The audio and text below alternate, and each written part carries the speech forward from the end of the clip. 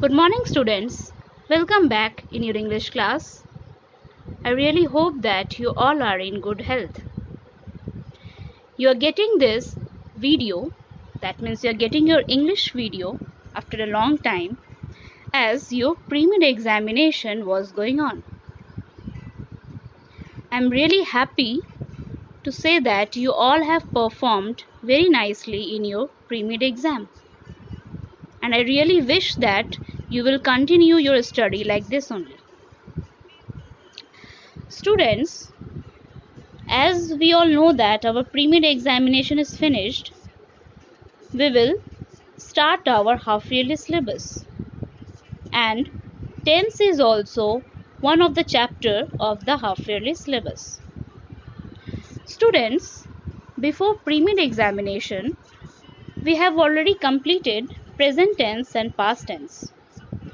So today in this video, we will mainly discuss about future tense and subdivisions of future tense. But before starting future tense, we will revise or we will recapitulate what we have learned before in tense. That means we will revise present tense and past tense. So let's start. Let's see first what we are going to do today in this video. First we will start revision of past and present tense, structure of past and present tense, examples of past and present tense, and then we will move to simple future tense. Then we will also read about the sentence structure of future tense with its usage and examples. So let's revise.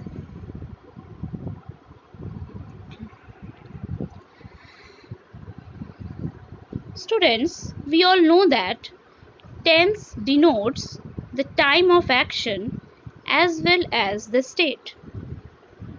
Tense of a sentence tells us that the action is done at what time.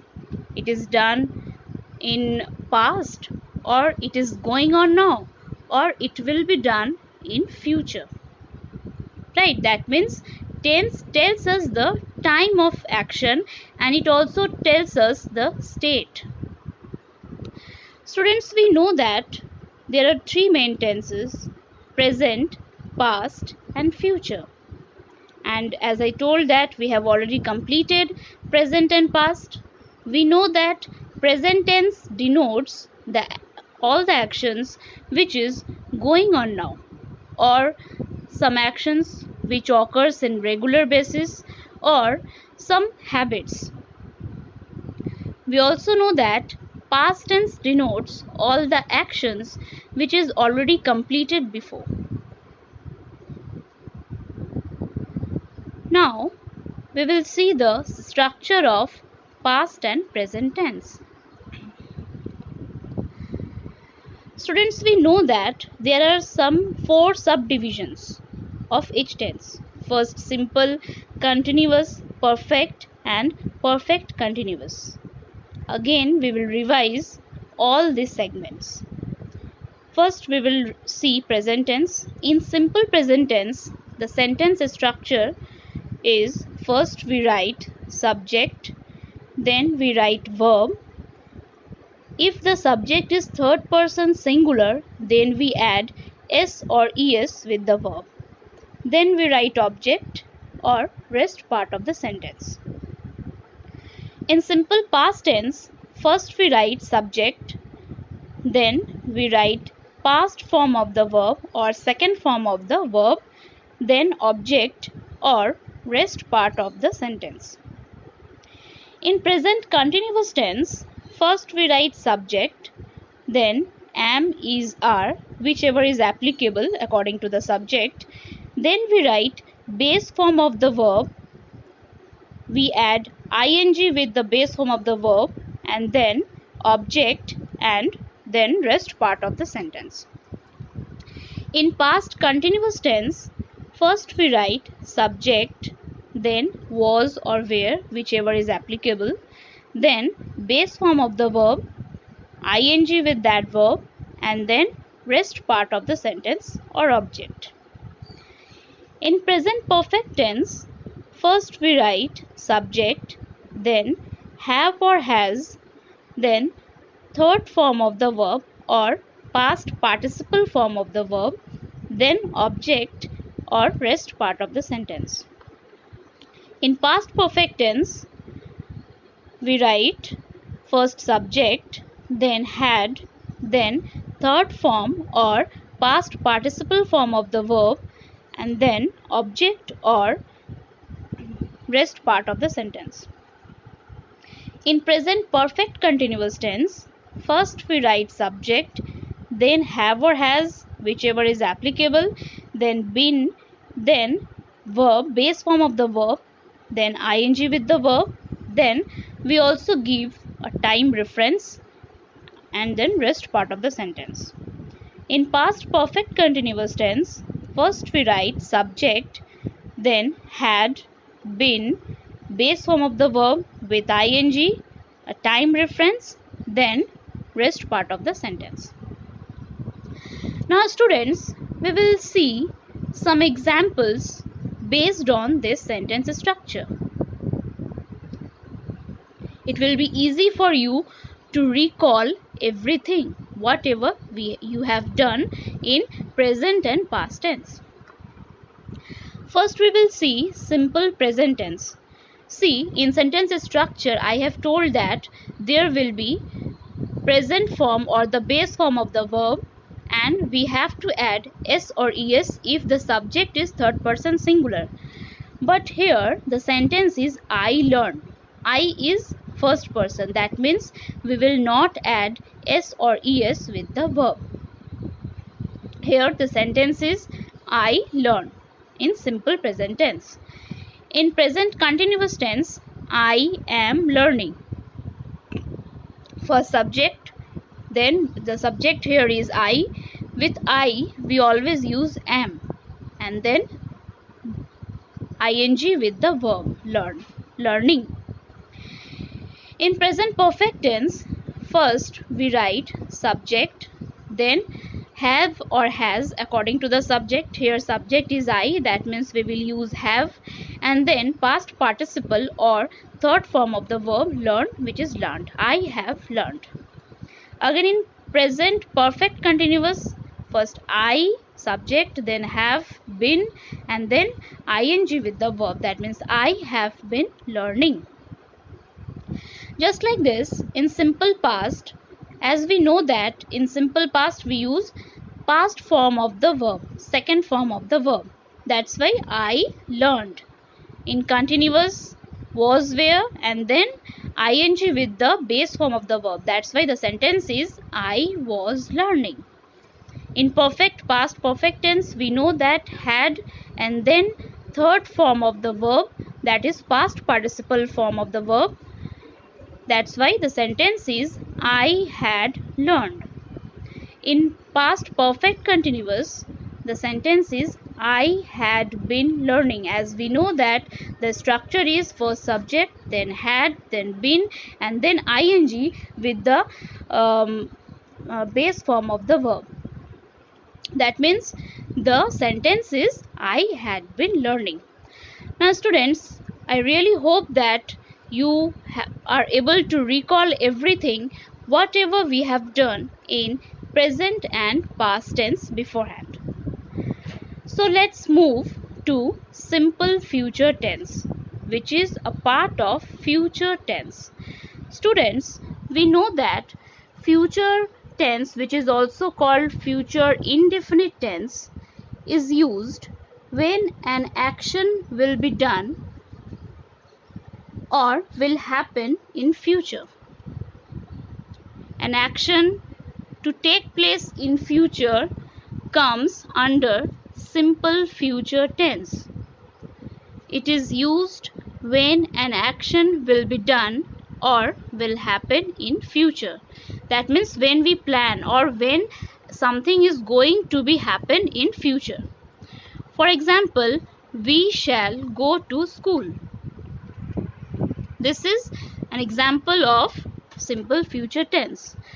Now students, I hope that you know the use of shall and will. Still I am repeating.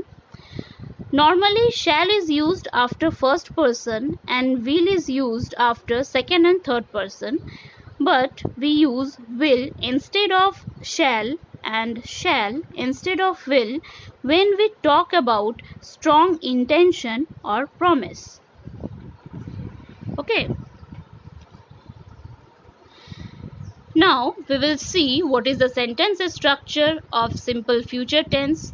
When do we use simple future tense? And also we will see some examples of simple future tense. First of all, sentence structure of simple future tense. In affirmative sentence, first we write subject, then we write will or shall, then we write first form of the verb, and then rest part of the sentence. In negative sentence, first we write subject, then will or shall, then not, and then base form of the verb or present form of the verb, and then rest part of the sentence.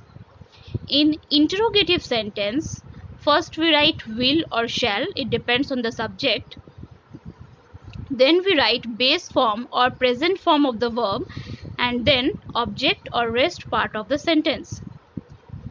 Students, here you will not add s or es with the verb. Okay, we add s or es with the verb only in simple present tense. In simple future tense, we are using present form or the base form of the verb, but whatever the subject will be there, we will use will or shall according to that, but we will not add s or es with the main verb. Okay. Now, when do we use simple future tense? We use simple future tense to denote actions decided at the moment of speech. Like, I have a toothache. Now, I have said that I have a toothache. Now, what will be the next step? I will take some medicine. Okay, in this situation, we use simple future tense. Next, we use simple future tense for unplanned future actions. Like winter will come soon. It is not planned, it is totally unplanned. Next, we use simple future tense for offering, asking for a request, promising, ordering, threatening. Like, I am afraid we will get wet. Here, we will get wet is written in simple future tense. Next, we use simple future tense for unpreventable actions in future. The actions which cannot be prevented. Okay, for example, summer will come soon. We cannot stop summer to come, right now. This is unpreventable action. Next, we use simple future tense with conditional, time and purpose clauses. Like, for example, when I arrive at home, I will call you. Here, see, the condition is there, when I arrive at home. Then, after that, it is written in simple future tense, I will call you. Next, we use simple future tense for thoughts, predictions, assumptions, sureness, fears about future. Like, I promise I won't tell this to anyone. I hope you understood the uses and examples. Now we will see some more examples so that it will be easy for you to write simple future tense sentences correctly. See, first sentence, you will win the exam. See, first subject, then will or shall. Just recall the sentence structure. Then base form or the present form of the verb, that is win, and then the exam object. Next sentence, I will see you later. Next, she will help him tomorrow. Next, he will be there soon. Next, he will not or he won't call us. Next, I will not or I won't stay in this hotel. Next, your mother will love you forever. Next, will you wait for me? Next, will she do it again? This is interrogative sentence. We will see better days. These all are simple future tense. Students, you keep the sentence structure and uses in your mind properly. Okay, whenever you write something, even I noticed in pre-med exams also, you have made some mistakes related to tense. So to rectify those sentences, to rectify those mistakes, you need to have proper control on tense. You need to know the proper uses. You also need to know the proper sentence structure of the tense. Then only you will be able to write properly and you will be able to write correct sentences. Okay. So I hope you understood simple future tense, and we have already completed and also revised past tense and present tense. So now it's activity time. Whatever you have understood, you have to apply it here. Okay. Now what you have to do in this activity? You have to read an English newspaper, and you should read it every day. It is not that now I have given it in activity, so this time only you will read. Okay, you should make it a habit. Every day you should read newspaper. Okay, so first you have to read an English newspaper. Okay, from the newspaper you will pick out and you will write some sentences in your English language copy. Now which sentences you will write? You will read totally and properly, and then you will just search for simple present tense sentences which are written in simple present, present continuous, present perfect, present perfect continuous tense. Okay, you have to search for these type of sentences. You already know the sentence structure, you can identify the sentence properly, then you will pick it out and then you will write it in your English language copy. Next, you will observe the sentence structure. You will see in what context it is used, what is the situation, in what situation it is used, how the sentences are used, and then you will write it. Okay, you will also observe it. After this, we will discuss these sentences in our next online classes.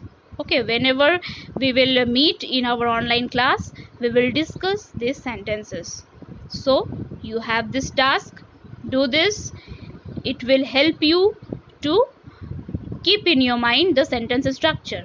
Okay, it will be easy for you to keep the sentence structure and uses of this tense in your mind.